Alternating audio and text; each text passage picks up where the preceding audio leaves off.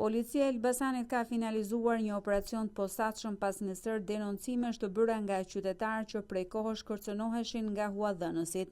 Sipas informacioneve paraprake, disa persona që kishin marrë para me fajde, po përballeshin me presione të vazhdueshme, rritje të jashtëligjshme të borxhit dhe kërcënime serioze për jetën.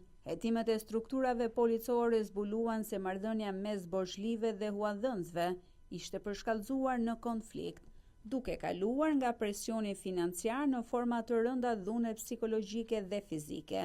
Në disa raste dyshohet se fajdegjit kanë tentuar t'u heqin lirinë në mënyrë të palishme personave që nuk arrinin të shlyenin borxhin e rritur në mënyrë abuzive.